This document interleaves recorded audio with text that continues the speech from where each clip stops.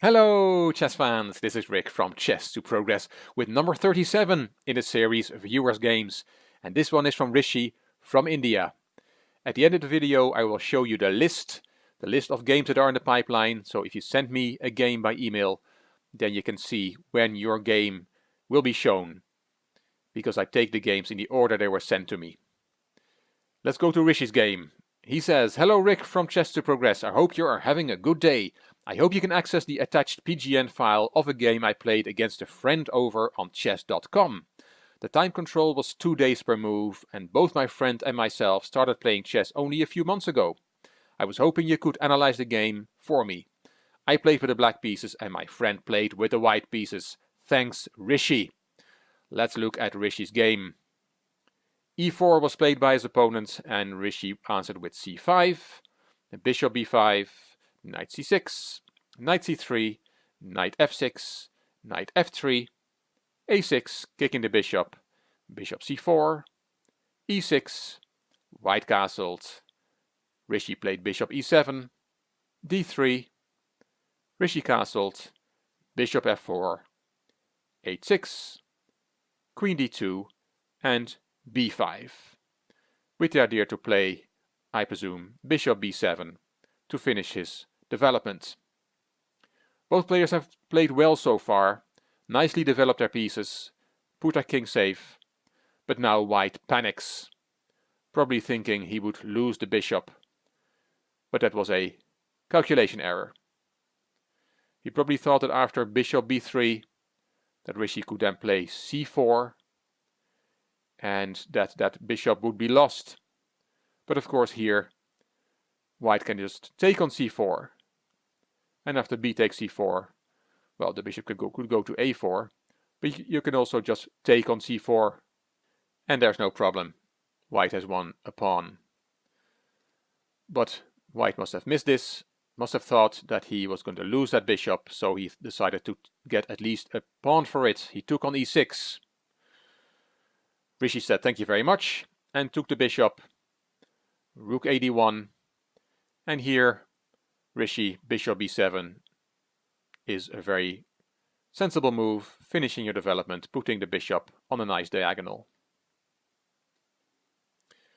But now it was time for Rishi to blunder. In this position he played bishop d6, and then there was this e4 e5 push, forking bishop and knight. Rishi played bishop c7, white took, bishop takes f4, queen takes pawn, and the queens came off the board. White is a bit better here, not so much because the pawn formation on the king's side from black is shattered, but he can actually win a pawn here straight away with knight e4, which was the move he played. Rishi defended his f-pawn with f6, but it was a fork. Both pawns on f6 and c5 were attacked with that knight e4 move, and knight takes c5 here wins a pawn. But white did not play that. He played knight d6. Instead of winning a pawn, he played knight d6. Knight d4 from Rishi. That knight was swapped, and white decided to go into a rook endgame. Rook c1, protecting the c2 pawn, which was attacked by Rishi. Rishi goes forward, e5, c3, rook fd8, c takes, a pair of rook was swapped, and Rishi took back with the rook. Good move, putting pressure on the isolated pawn on d3. White has to protect that pawn, and e4. Of course you cannot take on e4 because then rook takes d1 is checkmate. King f1 makes a lot of sense, bringing the king closer to the action. But white decided to play h3, making some air for the king. Rishi keeps going forward, f5, and here white makes a very bad mistake. g4, which is a move is very hard to understand. Rishi took on d3. White now has a lot of weak pawns. You cannot go into rook and pawn endgame. Rook takes d3 is a bad move because of e takes d3.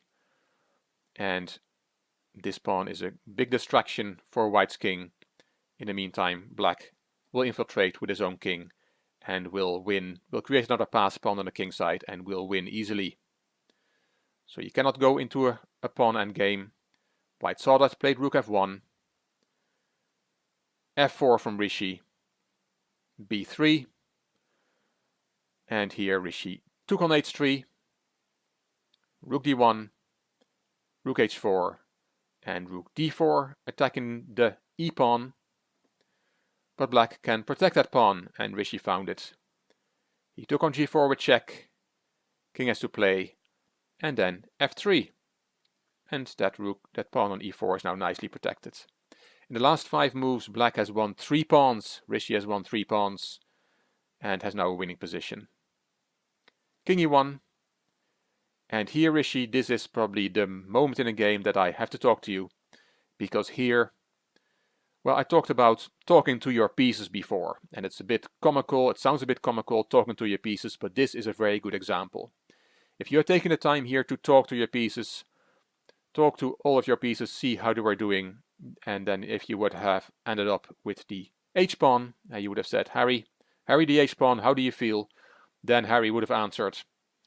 He would have screamed at you, please play me up the board. I have a free path to h1. The white king is cut off by the rook, so the white king cannot help. And also the rook will find it very difficult to get behind the h-pawn because the king is doing a good job there. So it looks like the h-pawn has a free run to the h1 square. Of course, it's not that easy, but pass pawns must be pushed is a saying, and in this case, the h-pawn is screaming to be played up the board. So that's something you should take from this, that h5 is the best move in this position. You have a winning position, the move that you played also wins, but h5 is really something that you should have a very good reason not to play it, and I don't think you have a very good reason here. And just by talking to your pieces, this move will come up, it will announce itself.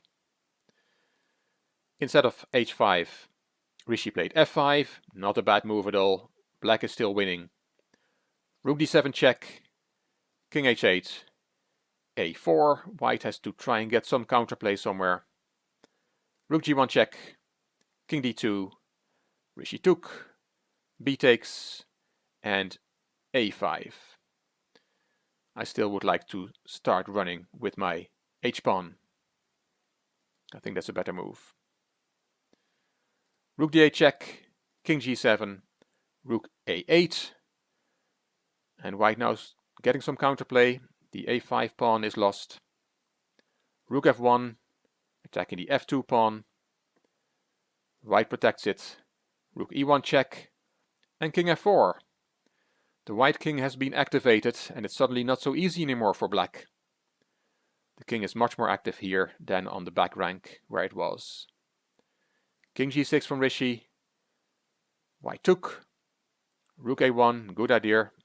Rooks belong behind passed pawns. Rook a6 check, king g7, and king takes f5. Rook g1, Rishi could have tried e3 here instead. Looks very dangerous for white, but black is also in a bit of trouble. You have to be careful that you don't get checkmated. For example, rook a7 check, king g8, king f6. There are some checkmating ideas with rook and king against the king on the bottom rank. And actually rook g1 here is the only move that wins, and that's not an easy move to find. But okay, back to the game. Rishi played rook g1, and now white took on e4. Finally, Rishi pushed his passed pawn. Rook a7 check, king g6, a5, h4. It's a race between the a pawn from white and the h pawn from black. Rook a8, king g7, a6, h3. Rook a7 check. Not a good move. Why go back with the rook? Here white should have played a7. That's the only move. And then he can hold a draw. After rook a7 check, king g6, rook c7, is actually black who's winning again. h2, a7, and Rishi had correctly seen that he can let white promote his pawn because he will be quicker in the attack on the king. He played rook e1 check, king d5, promoted his pawn. White has to promote, but black is quicker. Rook h5 check, king d6, queen e5 check, king d7, and the last move of the game, queen e6 check. Black resigned. The only legal move is king d8, and then Rishi would have checkmated his opponent with queen e8 check. Mate, checkmate. Nice game, Rishi, well played. Don't worry too much about the e4, e5 fork that you missed. Tactical mistakes can always happen. But I think the big learning point from this game for you, Rishi, is that in this position, you really should have pushed your h-pawn. The move that you played, f5, wins as well. But you should have seen that the real trump card for black here is the h-pawn, and you should have played h5. The white king cannot help. The rook is cutting off the white king, and also the black king is doing a great job at preventing the white rook from coming behind the pawn. So the h-pawn is a huge threat, and that would have resulted in an easy win for black. But you played very well, Rishi. Thank you for sending me this game. Thank you for letting me share the game with the Chess to Progress community.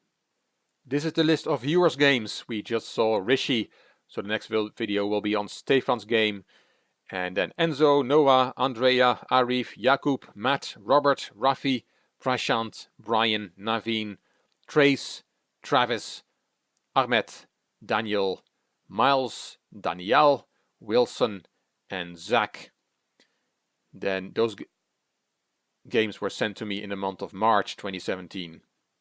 Then in April I got emails from Aditya, Suraj, Albert, Diogo, Nikolai, Mark, Vishwa, Iea, Antip, Kevin, Joseph, Joey, Gorav, Ralph sent me an email in May with his game, and Kashel, Suleiman, Chris, Ricardo, Matti, Sharon, Mark, Rekha, Nathan, Satyam, and Ovidiu.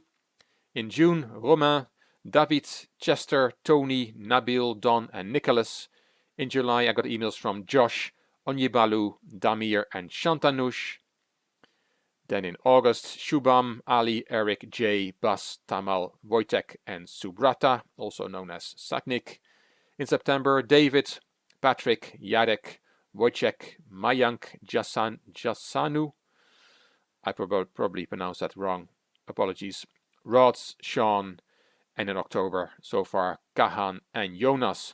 If your name is not there, please let me know. Please send me an email to, well, I put the email address here. It's here. And then I will update my list.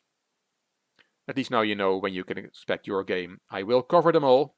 I know I'm behind. I'll always say I'll try to do more than one a week, but sometimes that has been proven to be difficult.